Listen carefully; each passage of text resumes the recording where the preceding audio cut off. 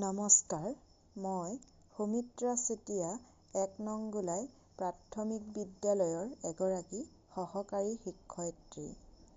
আজি মই দ্বিতীয় শ্ৰেণীৰ গণিত পাঠ্যপুথিৰ অন্তৰ্গত সংখ্যাৰ স্থানীয় মানৰ সম্পৰ্কে আলোচনা কৰিম কিছুমান ক্ৰিয়াকলাপৰ মাধ্যমেৰে। যিহেতু শিশুসকলৰ গণিত শিকনত 4টা ব্লকছৰ কথা কোৱা হয়, যেনে oral math talk, skill teaching, skill practice and math game, লগতে ELPSৰ ওপৰতো গুৰুত্ব দিয়া হৈছে। গতিকে এই 4টা মূল দিশৰ ওপৰত গুৰুত্ব দি বিষয়বস্তুৰ ক্ৰিয়াকলাপ আগবঢ়াই নিয়া হৈছে। ইয়াত বিষয়বস্তুৰ ক্ৰিয়াকলাপসমূহ মূলতঃ 6টা ভাগত ভাগ কৰি আলোচনা কৰা হৈছে।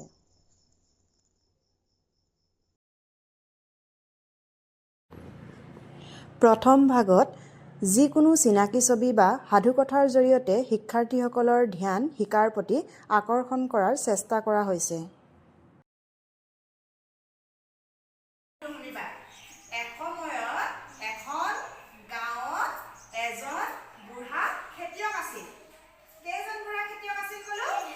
এজন। সেই খেতিয়কজনৰ 4জন পুতেক আছিল। কেইজন কলো? 4জন। প্ৰথমতে শিক্ষকে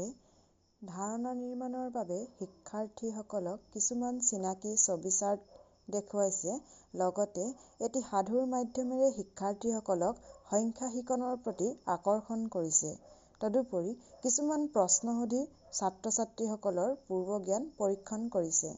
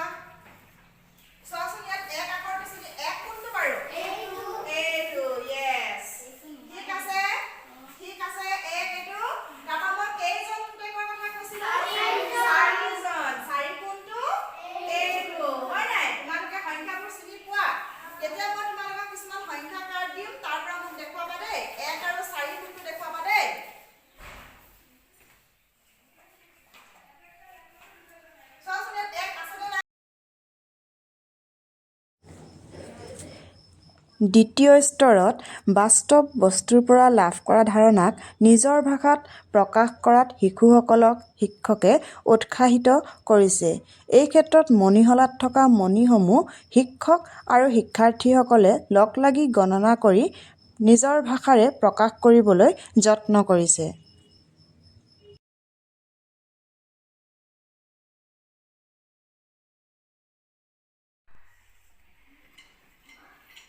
ইয়াত কিছুমান মণি আছে দেই। ইয়াত কিছুমান মণি আছে। মণিবোৰ আমি হিচাপ কৰি কৰি চাম কিমান ক'ত কিমান মণি আছে দেই। তোমালোকে হিচাপ কৰিব পাৰিবা নহয়? ক'বা দেই। এইটো কেইটা মণি গ'ল? এটা। এইটো কেইটা মণি গ'ল? দুটা। এইটো কেইটা গ'ল? তিনিটা। এইটো কেইটা গ'ল? চাৰিটা। এইটো কেইটা গ'ল? পাঁচটা। এয়া ছয়টা। তাৰপাছত সাতটা। তাৰপাছত আঠটা। নটা। 10টা। কিমান হ'ল তাৰমানে? 10টা 1 10। কেই 10? 1 10। কেইটা 10 আছে ইয়াত মুঠতে? এটা 10 দেই। তাৰপাছত চাবা দেই। হিচাপ কৰি থাকা। 2 3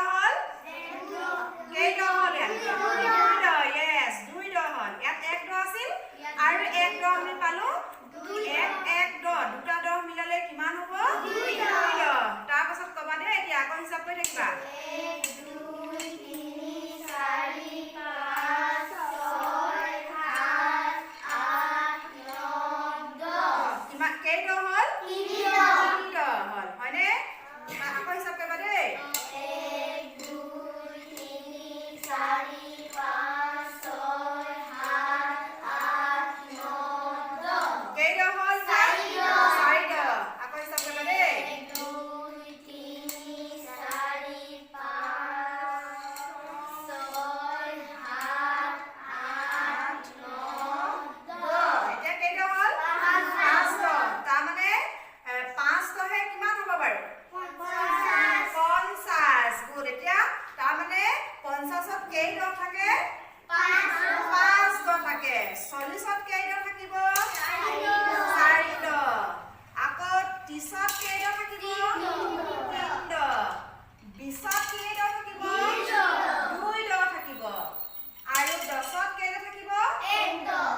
দ গম পালানে এতিয়া তেতিয়া হলে 60ত কেই দ থাকিব গম পাবানে 6 দ গুড 70 8 দ 80 8 দ 90 9 দ আমি গম পালো হয় নাই ক'ত কেই দ থাকিব 90 কিমান দ গম পালো আমি 9 দ এতিয়া চাবা দেই এতিয়া কেই দ হৈ আছে 2 দ ইয়াত যদি মই 1 এটা দি দিওঁ কিমান হ'ব সংখ্যাটো আমি কেনেকৈ পঢ়িম কেনেকৈ পঢ়িম 2 দ 1 21 যদি আৰু এটা মণি দি দিওঁ 22 যদি আৰু এটা মণি দি দিওঁ কিমান হ'ব 23 হ'ব হয় নাই এনেকৈ পঢ়ি যাম আমি আৰু এটা মণি দি দিওঁ তেতিয়াহ'লে কি হ'ব 2 4 24 2 5 25 এনেকৈ পঢ়িব পাৰিম হয় নহয় যদি ধৰি লোৱা ইয়াত ভৰাই দিলে আমি গোটেইকেইটা 10টা মণি কেই দ হ'ব এতিয়া 3 দ ইয়াত যদি আমি 1 এটা দি দিওঁ কিমান হ'ব 31 আকৌ আৰু এটা দি দিলে 32 কেনেকৈ পঢ়িম 3 দ 3 দ 2 32 আৰু এটা দি দিলে 3 দ 33 আৰু এটা মণি দি দিলে 34 এনেকৈ পঢ়িম হয় নাই যদি আমি ইয়াত আৰু এই গোটেইকেইটা মণি দি দিওঁ তেতিয়াহ'লে কেই দ হ'ব ইয়াত 4 দ 4 দৰ লগত 1 এটা দি দিলে কিমান হ'ব 40 আৰু এটা মণি দি দিলে 42 আৰু এটা মণি দি দিলে 42 এই গোটেইকেইটা মণি যদি ভৰাই দিওঁ কেই দ হ'ব এতিয়া 5 দ ইয়াৰ লগত 1 এটা দি দিলে কিমান হ'ব 5 দ 1 51 হয়নে 5 দ আছেনে শুদ্ধকে কৈছেনে অমিতে গুড 5 দ 1 51 তাৰপাছত 5 দ 2 52 5 দ 3 53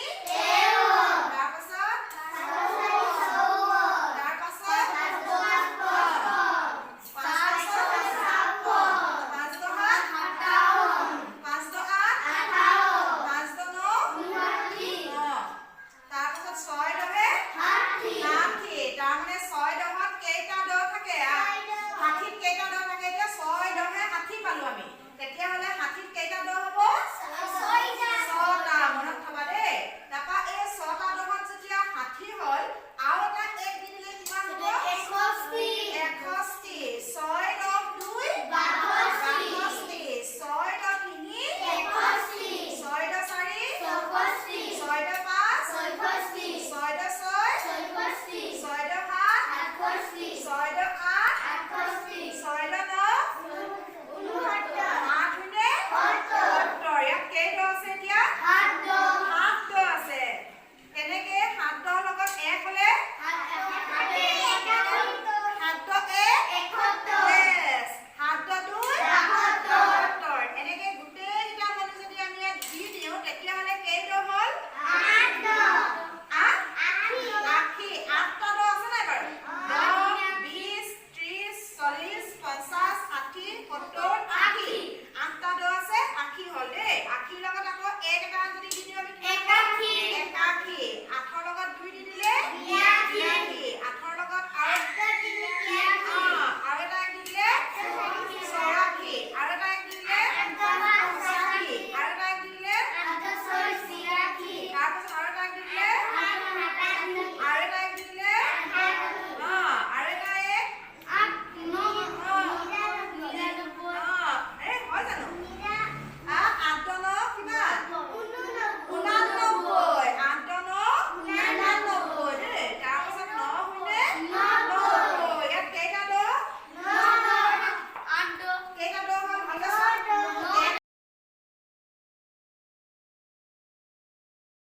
কিমান হ'ব 9 দ 99 এতিয়া আমি পঢ়িলো নে 99 লৈকে আমি এনেকৈ পঢ়িব লাগিব দেই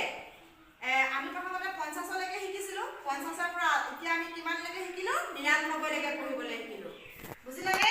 এতিয়া মই তোমালোকক চাবা দেই ইয়াত কি সংখ্যাবোৰ দেখুৱাম ইয়াত তোমালোকে হিচাপ কৰি কৰি পঢ়িলা এতিয়া এইখন বৰ্ডত চাবা সংখ্যাবোৰ লিখা আছে তোমালোকে এটা মোক কবা মই কৈ যাম তোমালোকে চিনাকি দেখাবা দেই কোনটো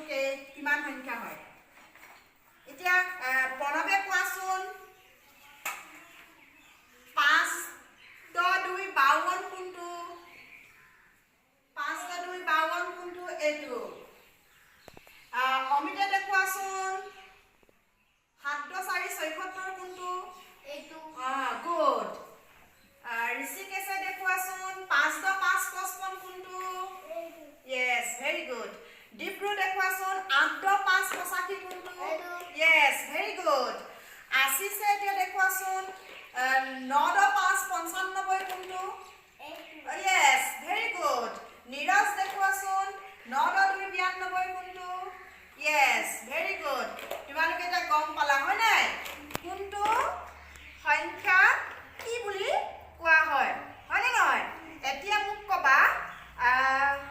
কোৱাচোন 31 আৰু 33 ৰ মাজৰ সংখ্যা কোনটো কোনে দেখাব পাৰিবা 31 3 * 1 31 আৰু 3 * 2 33 ৰ মাজৰ সংখ্যা কোনটো এইটো গুড ডিপ্ৰুৱে ধুনীয়াকৈ দেখুৱাইছে 3 * 2 32 এইটো মাজৰ সংখ্যা 31 আৰু 33 ৰ মাজৰ সংখ্যা কোনটো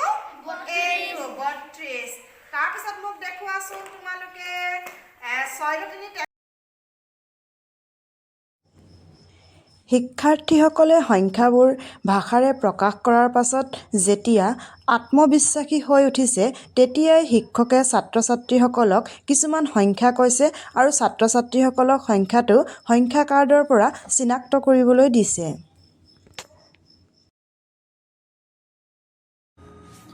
চতুৰ্থ ভাগত শিক্ষকে শিক্ষাৰ্থীসকলক সংখ্যা কাৰ্ড মুঠা কাঠি আৰু খোলা কাঠিৰ মাধ্যমেৰে কেনেদৰে একক আৰু দশকৰ সংখ্যা একোটা গঠন হয় শিকাবলৈ চেষ্টা কৰিছে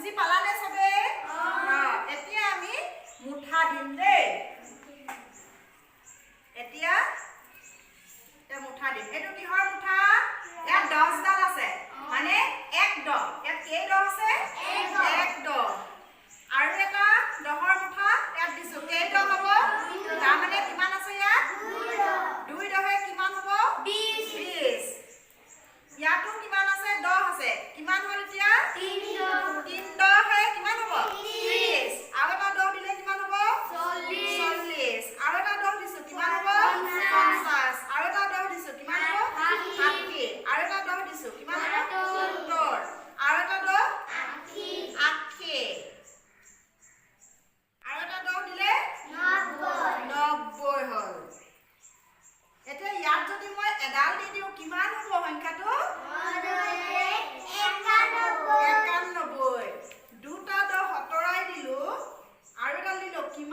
কোৱাচোন আয়ুষ কোৱা কিমান হ'ব কোৱাচোন 7 2 আছে নে 1 2 3 4 5 6 7 তাৰমানে 7টা দহ আছে 7 দহে কিমান হ'ব 70 আৰু 2 লগত লগ লগাই দিলে কিমান হ'ব 7 2 70 ঠিক আছে হয়নে গুড আৰু এটা দুটা দহ মই উঠাই দিলো এতিয়া আৰু এটা দি দিম কিমান হ'ব আৰু এটা দি দিলে কিমান হ'ব এতিয়া কিমান আছে আব্দুল কোৱাচোন কিমান আছে 5 3 কিমান হ'ব 13 গুড ঠিক পাইছে দেই এতিয়া মই তোমালোকক মিলাবলৈ দিম পাৰিবা নাই তোমালোকে নিজৰ নিজৰ পেন্সিল ল'ব উলিয়াই দেখিছানে দহৰ কাৰ্ড দেখিছা আৰু কিহৰ কাৰ্ড আছে বাৰু একৰ কাৰ্ড আছে এইবোৰ কিহৰ কাৰ্ড একৰ কাৰ্ড এতিয়া মই সংখ্যা কম আৰু তোমালোকক মই উঠাবলৈ দিম তোমালোকে পঞ্চম ভাগত মণিহলাৰ সহায়েৰে শিক্ষকে ছাত্ৰ ছাত্ৰীসকলক সংখ্যা গঠন কৰিবলৈ শিকাইছে আৰু ছাত্ৰ ছাত্ৰীসকলেও মণিহলাৰ মাধ্যমেৰে স্বতন্ত্ৰভাৱে সংখ্যা গঠন কৰিবলৈ পাই আনন্দিত হৈছে মই যে তোমালোকক বৰ্ডত দেখাইছিলো সংখ্যা এয়া চব ইয়াত লিখি থোৱা আছে দেখিছানে এয়া কি হয় এইটো কি হয় একক আৰু এইফালে কি আছে দশক এতিয়া কবা দে এই মণিটো ক'ত আছে একৰ ঘৰত আছে একৰ ঘৰত আছে আৰু এই দুটা মণি কিহৰ ঘৰত আছে বাৰু দশকৰ ঘৰত তেন্তে কেই দহ আছে ইয়াত 2 দহ আৰু এক কিমান আছে এক কিমান আছে এক কিমান আছে একেই আছে আৰু এইফালে দহকৰ ঘৰত কেই দহ আছে 2 দহ তেন্তে 2 দহ এক কিমান হ'ব 21 তাৰ পাছত মই এইফালে আৰু এটা মণি ভৰাই দিলো দেই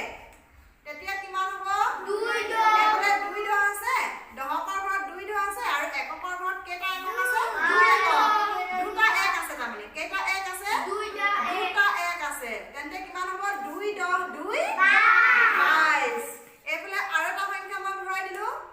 আৰু এটা ভৰাই দিলো 2 দহ আৰু এক কেইটা আছে ইয়াত তিনটা এক আছে তেন্তে 2 দহ 3 কিমান হ'ব 23 এনেকৈ মই কিছুমান সংখ্যা তোমালোকক বৰ্ডত লিখি দিম আৰু তোমালোকে নিজৰ নিজৰ মণিহলাত ভৰাবা দেই মই চবকে মণিহলা তোমালোকে বৰ্ডলৈ চোৱা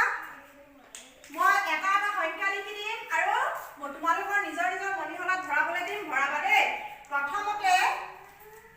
প্ৰথমতে ৰিয়া ভৰোৱাচোন 2 দহ 5 25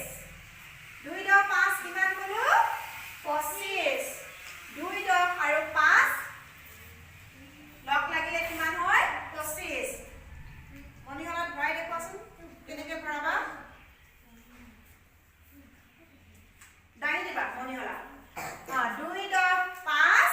25 গুড এটা হাত চাপ মাৰি দিয়া গুড ৰিয়াই পাৰিছে 2 দহ 5 25 ইয়াৰ পাছতেই শিক্ষকে শিক্ষাৰ্থীসকলৰ মনত সংখ্যাৰ স্থানীয় মান দৃঢ়ীকৰণৰ বাবে কিছুমান খেল খেলাইছে যেনে এজনে আনজনৰ পিঠিত সংখ্যা লিখিছে আৰু প্ৰথমজন শিশুৱে ধাৰণা কৰি সংখ্যাটো বৰ্ডত লিখিছে ঠিক তেনেকৈ আৰু এটা খেল শিক্ষকগৰাকীয়ে খেলুৱাইছে য'ত শিক্ষকে একোটা সংখ্যা কৈছে আৰু ছাত্ৰ ছাত্ৰীসকলে শুদ্ধকৈ একক আৰু দহকৰ স্থান অনুসৰি জপিয়াইছে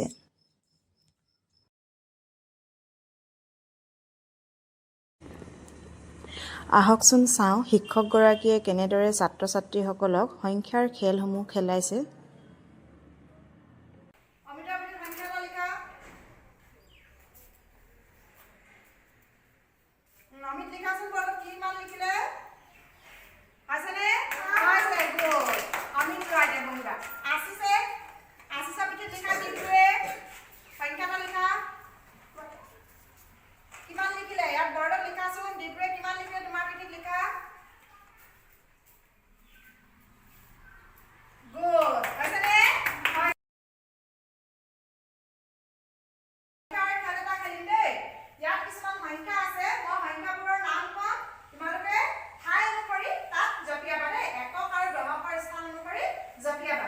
যিজনে ভুলকৈ জপিয়াব সেইজনে গেমটোৰ পৰা কি হ'ব লাগিব ওলাই যাব লাগিব আৰু যিজনে শুদ্ধকৈ জপিয়াব সেইজনে জিকিব আয়ুষ জপিওৱা 3 6 গুড ভেৰি গুড 3 6 কিমান 36 ডিব্ৰু জপিওৱা 1 5 1 5 good very good Neeraj 4 5 45 4 5 good very good Pranav 4 7 48 4 7 good Hrishikesh 1 7 17 good Ashish 9 1 91 জপিবা 9 1 91 গুড ভেৰি গুড তাৰ পাছতেই শিক্ষাৰ্থীসকলে যিখিনি শিকিলে সেয়া বাস্তৱ ক্ষেত্ৰত প্ৰয়োগ কৰিব পাৰিছেনে নাই তাক পৰীক্ষা কৰি চোৱাৰ বাবে শিক্ষাৰ্থীসকলক শিক্ষকে অভ্যাসন বহি দিছে য'ত শিক্ষাৰ্থীসকলে ঘেৰ দিয়া অংকটো সঠিকভাৱে একক আৰু দশকৰ ঘৰত বহুৱাবলৈ চেষ্টা কৰিছে লগতে সংখ্যাবোৰ সঠিকভাৱে লিখিবলৈও চেষ্টা কৰিছে এনেদৰে শিক্ষাৰ্থীসকলক একক আৰু দশকৰ স্থানীয় মানৰ ধাৰণা দিবলৈ যত্ন কৰা হৈছে পাইছানে কি কৰিবলৈ দিয়া আছে ইয়াত কি কৰিবা তোমালোকে এই সংখ্যাটো চোৱা এটা দুটা সংখ্যা আছেনে আছে